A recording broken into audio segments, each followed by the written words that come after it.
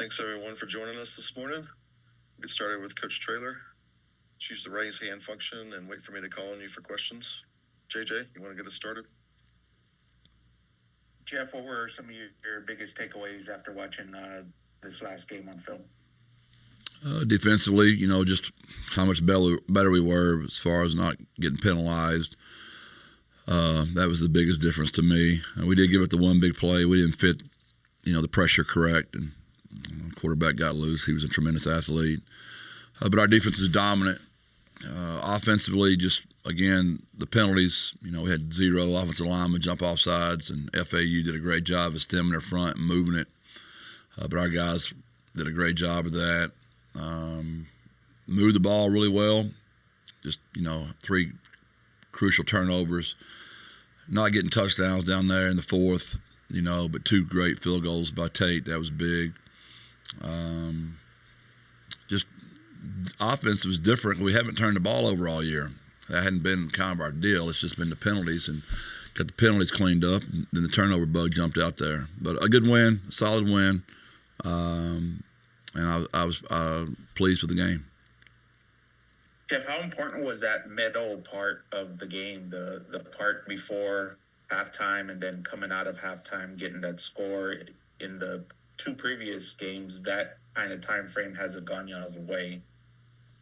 Houston, made a great tackle on the interception. That's something that probably should be recognized. Dan made a great tackle on the first interception. And we almost had him out on that one too. But then Cyrus made the great, strip sack and recover. So that was just a huge turning point. From that point on, they had 27 yards, I believe, and we had over 350 from then on. So I think that was the difference in the ball game.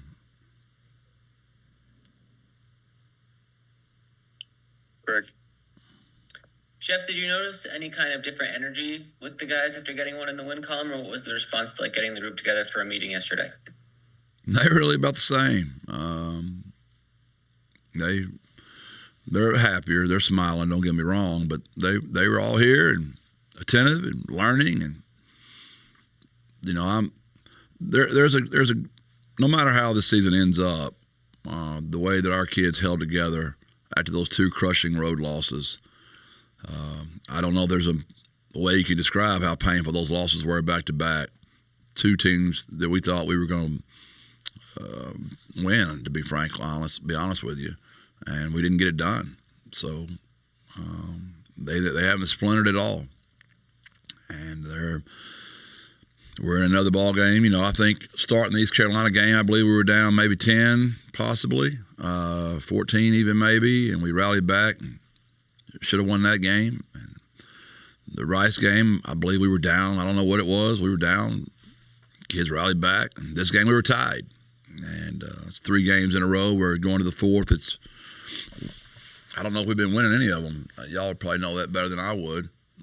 But our kids just keep competing and keep trying to scrap and claw. And that's what I'm most proud of, is how they've hung together. But they're happier, but it wasn't like anything crazy. You mentioned after the game that looking for a road win, the team has to get that monkey off your back, is what you said. Do you feel the group is more ready to embrace that challenge now than they were earlier in the season? I don't, we're getting better. We got to go out there and do it. So I know we're getting better, and when you get better, you got a better chance of winning it. We saw a lot of your tight ends group on Saturday. What's your impression of how that unit has performed, not just in that game, but through the season so far? That was their best one. They all 4 were fantastic. I mean, they were, of course, we're out of receivers, so we didn't have a choice. And all 4 of those guys played tons of plays, and they really showed up in so many different ways. I mean, 2 of them had tackles, Dan and Houston. The catch that Houston made on 3rd down was an incredible play. The catch Overmeyer made, we had a freshman, his first touchdown there. Jamel, a freshman, 2nd touchdown. Brandon High, a sophomore. I don't know how many touchdowns that's for Brandon now, but, had a lot of young kids step up, and that was really good to see. A sophomore quarterback, Ben Rio's first start, played really well. So we keep getting injured, but we have guys that keep stepping up and really proud of how those tight ends performed. Oscar, like always, another great catch on the verticals, and every one of them were big in the game, from Dan to Patrick to Houston to Oscar. Really proud of that group, and I know Coach Ritterman, that's as happy as he's been for his tight ends, and he should be. Does the offense operate any differently when you have those guys split out wide or in the slot compared to where a receiver would normally be in that role, or do they just kind of step into the same responsibilities? Yeah, it's 10 personnel, 11 personnel, 12 personnel. You got to know the book. So we don't play a lot of 10. We just haven't had the receivers healthy enough to do it. And even historically, when we had deep and great and healthy, we just don't. We're going to try to run the ball a little bit more. So we've been, I'd say historically here we're 65% 11, probably 35% 12. But obviously in this game, I bet we were. I haven't broken down the exact data, but I bet we were 100% 12 and maybe some 13 as well. We talked a lot in the spring and the summer about Oscar Cardenas kind of changing his body type to come into the season a little bit leaner. How have you seen that translate to the field so far? He's had a great year. He's probably our best offensive lineman. He just plays tight end. And probably our best wide receiver, but he just plays tight end. The kid's a phenomenal player, great leader, great athlete. And man, we're going to miss that kid, man. He's been an unbelievable staple in our program for 5 years, and he's one of the reasons that locker room's still together. I've seen that locker room get splintered on other teams before, not our team, but on other teams I've been a part of. When you're 2-4, you lose 2 road games. I've seen it come apart before, but we've got some great leaders that have held this thing together.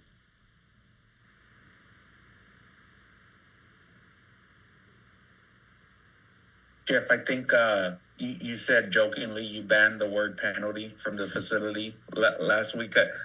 Just from a mental aspect, how do you think the team did trying to just limit all that stuff?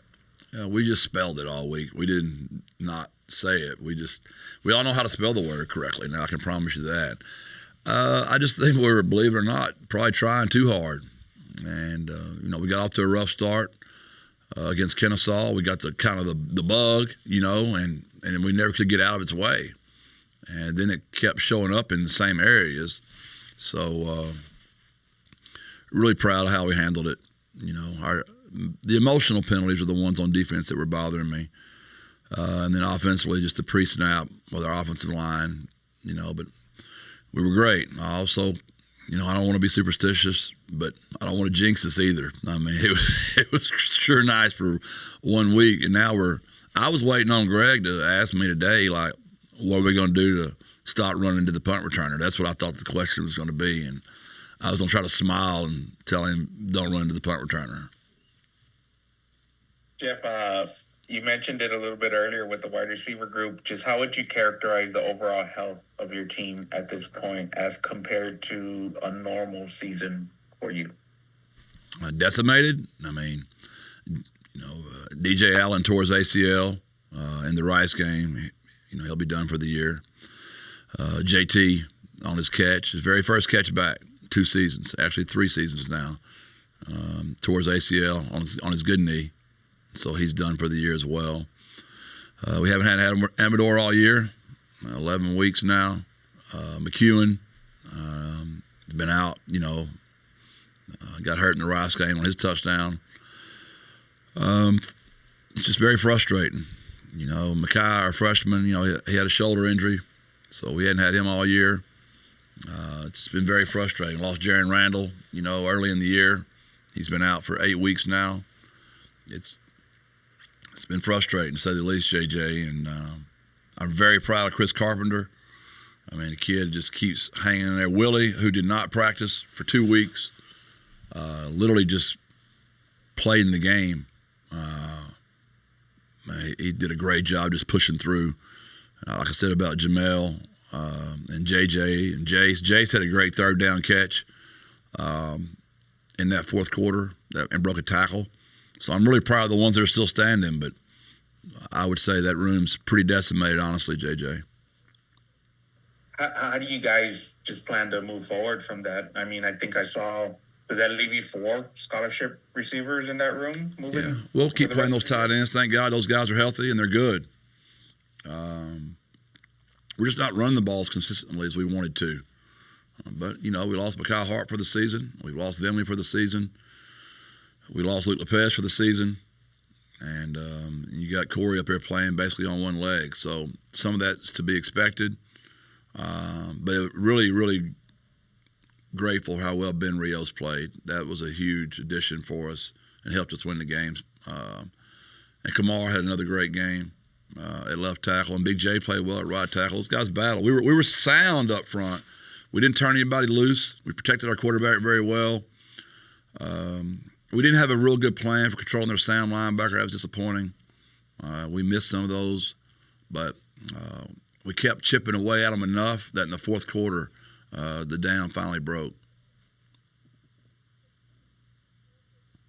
Greg.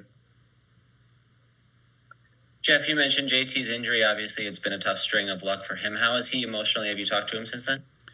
Yeah, he's the team meeting yesterday, and he's JT, man. He's the most one of the most amazing humans I've ever met in my life. Same beautiful smile, same positive attitude. Man, lift him up. That's a lot on a young man, and there's not a better kid out there than JT Clark. Is it possible that he could have future eligibility in college, or where does this go from here? We think we'll be able to pull that off. We feel pretty positive about that. We'll see. We'll see what he wants to do and what all his plans are. I haven't spoken to him. He just found out yesterday, so I didn't think that was the time to be going there mentally with him yet. So we'll see what he wants to do, and we'll see what the future looks like for JT. You guys had another pretty significant injury. It looked like just a few plays later with Ken Robinson. Is there any update on how he's doing? We'll find out. We'll see what he can do. Obviously, Ken, another 5-year guy for us, and we'll see. We're not quite sure yet. I was asking you about the tight ends earlier. I wanted to check in on Houston Thomas in particular. What is it that he's brought that he's emerged as such a productive target the past couple weeks and through this season? He just keeps getting better every day. He's long. He's fast. He can catch. He's a great kid. And, those tight ends they're good football players, and he just it's a boring answer, but kid just wins the day every day. He's a really great human that works his tail off every day, and Oscar's done a fantastic job of mentoring and molding that room. How about with Patrick Overmeyer? What is it about his talent that projects for his ability to grow, and where do you see his career heading from here? It's a lot like Houston.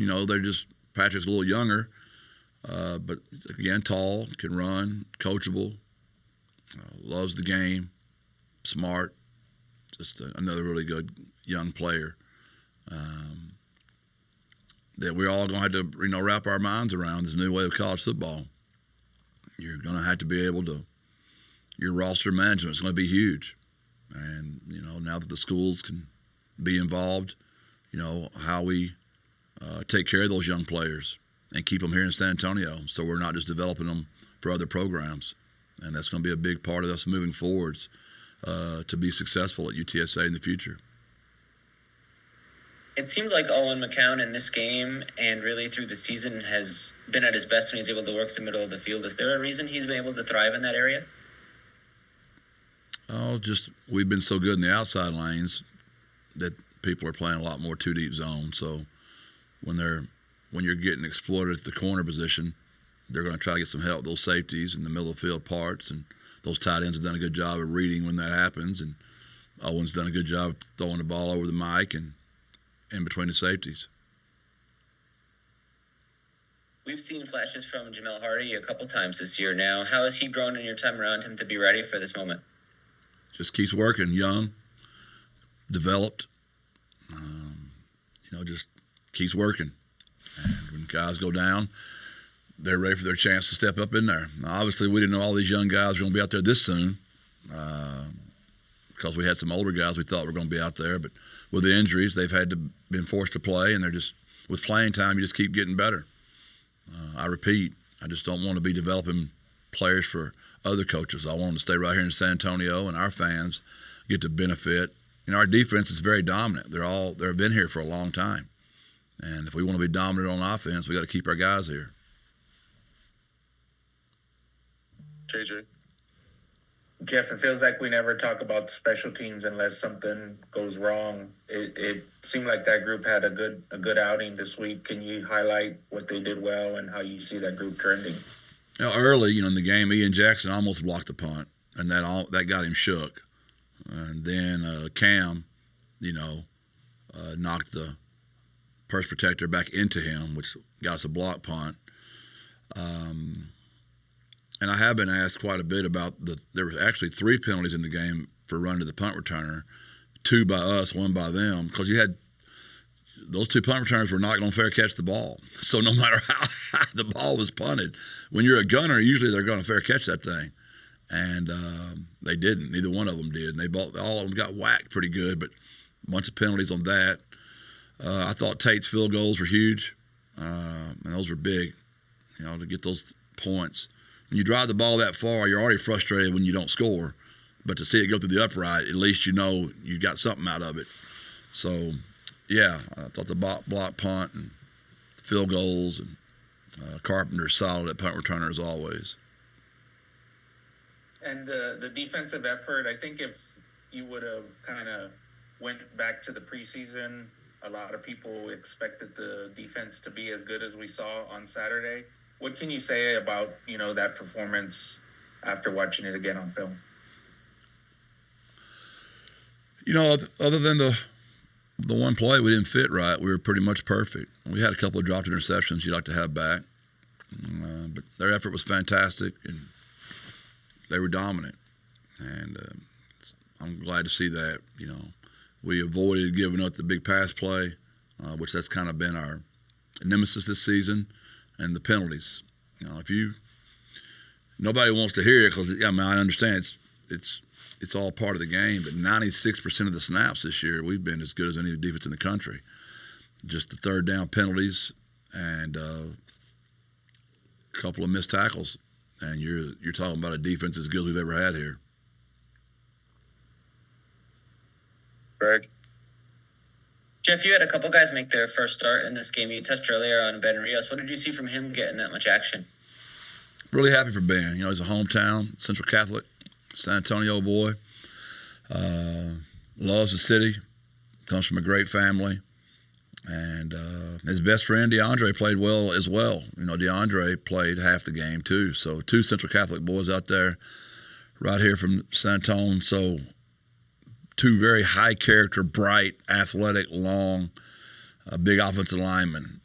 And they're young. They got a lot of eligibility left. So, again, if we all want to see this offense together again next year, roster management is going to be big. And I doubt either one of those kids would lead the city, but I don't want to be tempted. I think Ben arrived here as a tackle, and then it seemed like earlier this fall he was working at center some. What's been the process of kind of getting him into guard, and how much of a transition is that? Yeah, Ben could play all 5. He's very smart. He's a good athlete, high character. Who knows where Ben will end up? But he'll be up in that front 5 somewhere. And the other guy we saw make his first start was Davin Martin. What did he do to earn that opportunity? He's just been more physical. He's always had length and speed and ability to cover. He's just more physical. Got his first sack as well. That was awesome. And he's been playing great on special teams for us. Really thrilled for Davin.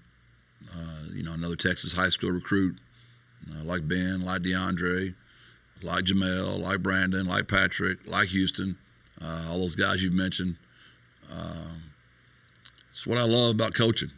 I love finding me some good high school football players that want to come here and be developed, and we've had great luck with our transfers as well. Tripp is a transfer from Kansas State, but he's been here 4 years.